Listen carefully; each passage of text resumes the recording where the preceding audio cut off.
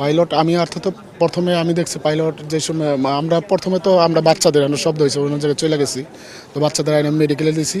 তো ওই জায়গায় যে পাইলট পড়ছে আমরা প্রথমে খেয়াল করিনি।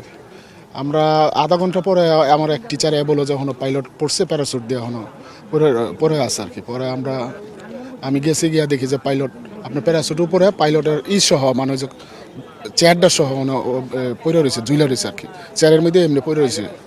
ওরা আমরা সেনাবাহিনী এবং নৌবাহিনীর লোকজন আমরা এই বিমান বাহিনীর লোক খবর দিছি, ওনারা সাথে নিয়ে পরে চেয়ার নামাইয়া কাইটা উদ্ধার করছে। তারপর আমরা এই জায়গায় পালস দেখলাম যে পালস আছে, হালকা একটু বাইসা আছে। তো আমরা তাড়াতাড়ি করে হেলিকপ্টার দেওয়া নিয়ে চলে গেছে আর কি হসপিটালে। এইটুকু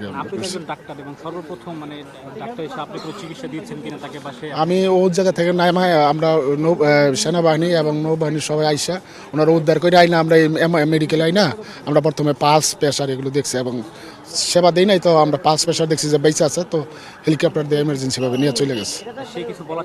না, উনি অজ্ঞান ছিল, উনি কথা বলতে পারেন আর কি, অজ্ঞান ছিল।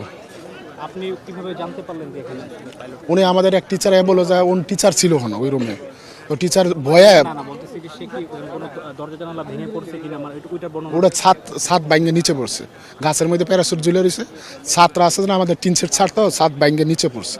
টিচার ছিল ভয়ে মনে করছে যে বিমানের কোনো অংশ ওই জায়গায় পড়ছে, উনি বের হয়ে গেছে। তারপর উনি রুমে চলে গেছে মতন দেখছে যে বলে না এখনো ওই পাইলট এখনো ঝুলে আছে ওই সহ চেয়ার সহ আর কি। পরে আমার মেডিকেলে বলছে যে স্যার আপনার মেডিকেলে পাইলট যে জুইলার রয়েছে। পরে আমি সাথে সাথে গেছি, যাই দেখছি যে আসলে পাইলট জুইলার রয়েছে। পরে আমরা নিয়ে চলে পরে করলাম আর কি, সবাই উদ্ধার করছি। মানে একটা গুজব ছিল প্রথম থেকে যে পাইলট মারা গেছে, সেই ব্যাপারে কি বলবেন? প্রথম আমরা যে অজ্ঞান ছিল আমরা মনে করছি পাইলট মারা গেছে, কিন্তু আমরা মেডিকেল আরও টিম ছিল, আমরা সবাই চেক দিছি, পালস দেখছি যে না বেঁচে আছে, উনি পালস আছে আর কি।